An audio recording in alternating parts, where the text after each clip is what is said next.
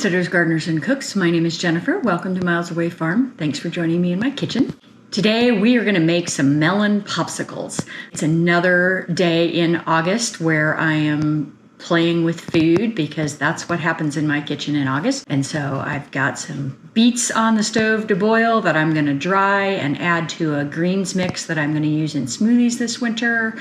I've got some sugar rush peach plus peach actual fruit hot sauce getting ready to be canned, and I'm also going to make these melon popsicles. This is a great way to use up melons as you get towards the end of the season. I've got a few here. We've been kind of inundated with melons. They all get ripe pretty much at the same time. These are a little bit on the overripe side. They're going to be fine in popsicles and they're going to be super sweet.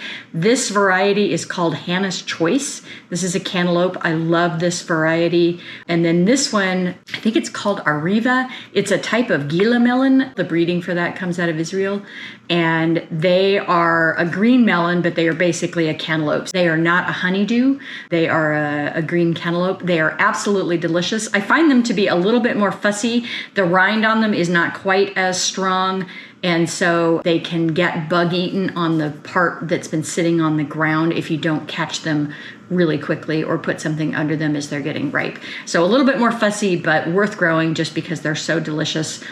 And then I'm going to use these popsicle molds, and I picked these up off of Amazon, and I think they were a recommendation from America's Test Kitchen. Each one of these holds about a third of a cup, a little more than that.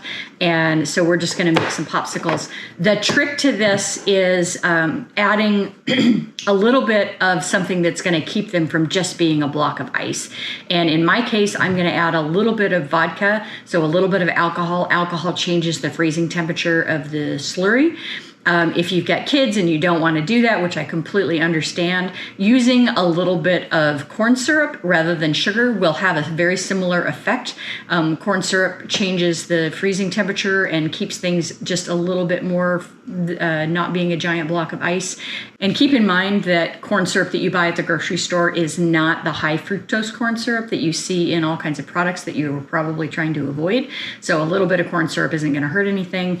And if you can find it, I find this difficult to find unless you order it online, but this is called Lyles Golden Syrup. It actually comes out of the UK, and it is a similar to corn syrup kind of product. Invert sugar syrup is what it's called, and this is a really great product. It's a little bit like a brown sugar syrup. It's delicious, and it's a great addition to these kind of products as well, whether it's frozen yogurt or sorbet or, in our case, popsicles. So yeah, let's get started. It's going to be delicious. If the only cantaloupe you've ever eaten has been from the grocery store or from one of those terrible breakfast platters at a hotel when you're at a conference or something, there is no comparison to a vine-ripened at-home cantaloupe. They are just ambrosia. And the reason I grow cantaloupes and don't tend to grow other types of melons is because when these are ripe, they do what's called slip. And so the stem of the cantaloupe lets go of the fruit when it's ripe. There's usually a very distinct color change when it goes from unripe to ripe, and that happens in about 24 hours, so it's very fast. And then within another 24 hours, that stem will just release with a gentle tug. And I love that because it's very hard to know when other melons are ripe. And you spend a lot of time guessing and getting underripe fruit or getting overripe fruit, and it's super frustrating. So I'm actually a big, big fan of cantaloupe because of that. I eat them in the morning with yogurt and granola for breakfast, and that's probably what some of this is going to go to. I also love them as a dessert with ice cream. And I love them as an appetizer with prosciutto or any kind of ham. And so I will often in the summer, if I'm having people over for dinner, serve melon and prosciutto as an appetizer. And if you look at these, you can see how that is ripe all the way to the skin. And that's because it got picked at the right time. They tell you that they will not continue to ripen if you pick them underripe, so you do need to pick them when they're ripe. If you're picking one at a grocery store or a farmer's market and they will let you, pick them up and smell them. They should be fragrant. Fragrance is a very good indication that you've got a sweet melon. And so that makes a big difference.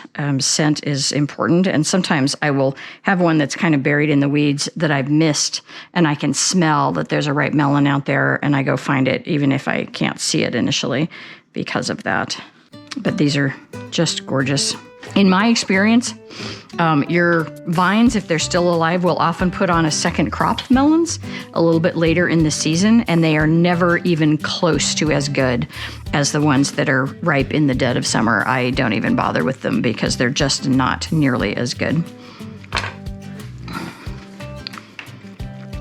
All right, these hold about 3 ounces. And so 3 times 6 is 18. So this is a pound, so that's 16. I need 2 more ounces,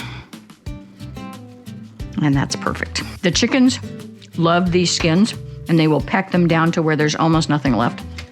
And also, they're great in a worm bin if you have worms. And so those compost beautifully. So let's put this in a blender. And I really don't need to chunk this up any more than they already are. So some of this is the Gallia melon, and then some of this is a Kajari melon. I grew Kajaris for the first time this year. There was some seed at a seed swap, and so I took some from the seed swap. And I had 1 fruit that got ripe out of, I think, 4 plants. They didn't do well for me here. I think our climate is not quite right for them.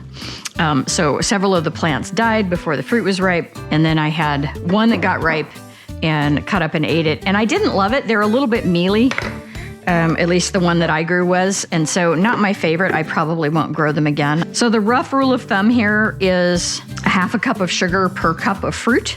Pint is 16 ounces, so I have 2 cups of fruit here basically. I'm not gonna add a cup of sugar to this. I think that's way too sweet for what we want. So what I'm gonna do is I'm partially basing this on a sorbet recipe as well. And so I'm just gonna do 1/8 of a cup of our golden syrup. And frozen fruits do not taste as sweet as when they're at room temperature.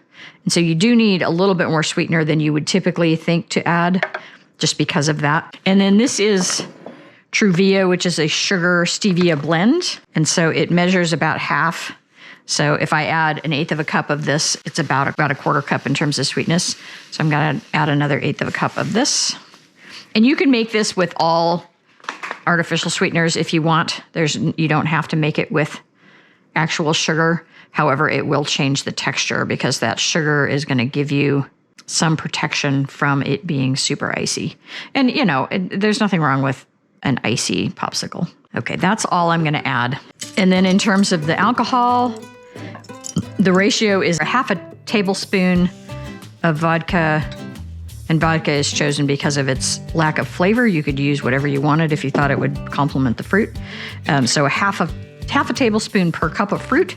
So I'm gonna add 1 tablespoon of vodka to this mix. And then the other general rule of thumb is 1 tablespoon of lemon juice per cup of fruit. And this is primarily, I think, to keep it from changing color, but it's also for flavor. And you could use lime juice, you could use orange juice, you could use grapefruit juice, you could leave it out if you wanted to. I am gonna just do 1/2 a lemon in here and see. 1/2 a lemon is usually a couple tablespoons, so that's probably about right. All right, and then we're just gonna blend this up. And you could do this in a food processor, you could do this with a stick blender, you could do this with a NutriBullet, which actually I probably should have done. If you're doing it with actual sugar, you wanna make sure you blend it long enough that sugar dissolves, so that's important.